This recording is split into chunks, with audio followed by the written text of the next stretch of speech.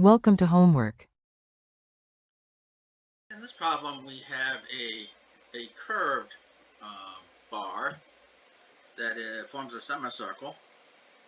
It is clamped at this end, so we have an internal force in the both two directions here, and then a moment supporting it to prevent the slope from changing. And then it curves around here, a half circle, and there's a load applied down here at an angle that forms a 3, 4, 5 triangle. We're asked to figure out the internal stresses at 2 points, one here at 45 degrees around here, and another one at 30 degrees up from this point. So there are a couple ways you can tackle this problem. I used vectors to make it, I think, kind of more systematic. It's not hard to figure out what these things are by just taking a free body diagram of the whole thing. So we know N1 here must be minus 3/5 F1, which is minus 120 newtons.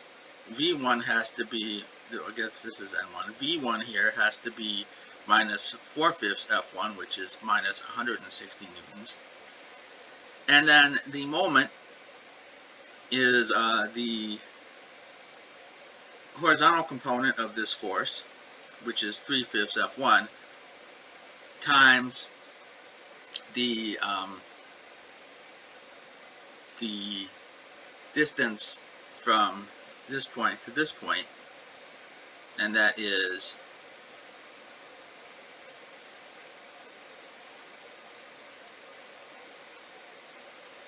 hold on a sec. That should not be. Let me see if I did the problem wrong in my notes, because something is fishy here. Let's see here, because the radius should be R, not, let's see, where are we at? Problem 36. Let's see my notes here. A moment.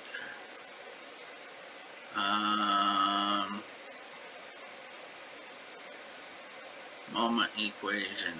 M1 here is R. Yeah, this should be, I don't know why I put a 1/2 there. This distance here is 1 meter. So we have the moment arm is 1 meter.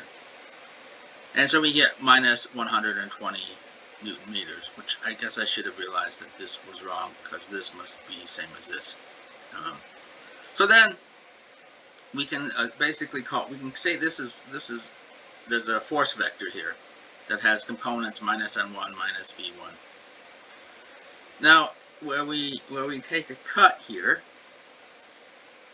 we can again say that there's some force vector here, and whose components are these two, N1 or N2 and V2, and these would be in the circumferential and radial directions, respectively. I'm just going to say that get the components of this vector in terms of x and y, and then we can figure out what these components are. So in this case, I just said P2, the vector, is P2x, P2y. And then we know from a force balance of this section here, we simply have that P2 N1, the vector, this vector here, plus P2 equals 0. And then if we want to take moments, we gotta look at moments, so we know that this is minus M1, and then we have a moment here, plus M2, and then we need to take the moment of this internal force vector with the vector from this point to this point, and that vector is r sine theta 1, where theta 1 is this angle here, in the x direction, and r minus r cosine theta 1 in the y direction. And so we need to take the cross product of this with this, and then take the out of plane component. And this will give us equations for, we can see P2x is, let's see here, I think I wrote this down wrong again. P2 I wrote, this should be 100, oops, this should be 160, yeah, minus 160. So,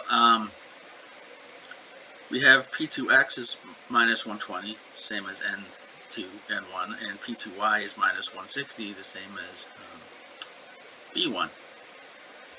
And then we can also use this equation here to figure out what M2 is, and we get that that is minus 45.9 Newton meters.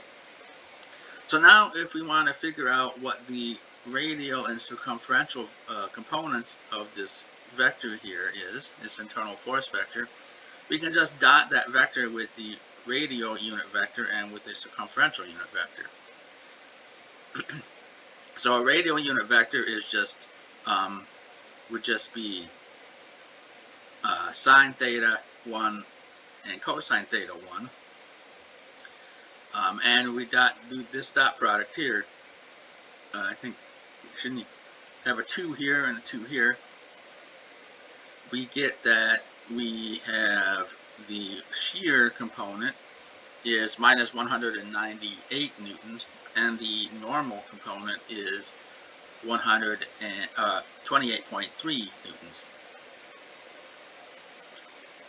So this unit vector, E theta is in this direction and ER is in this direction, and knowing this angle here is 45 degrees, we can get these values. Now looking at this point down here, we take the position vector to that point, the internal force vector, sum of forces and sum of moments on that, and again I looked at things about this point. So this vector here is actually this vector from this point to this point. So that's the we can take the cross product, and then we'll have a moment, internal moment here, M3. So here again we'll get 3 equations and 3 unknowns, and we'll find that P3 in this case is 120 in the X and 160 newtons in the Y. M3 is minus 31.96 Newton meters. And now to get the normal and shear, we need to dot this P, and again that's P3, with the circumferential unit vector, and that means we get 184 newtons in the normal direction, and in the radial direction, or the shear, we get minus 78.6 newtons.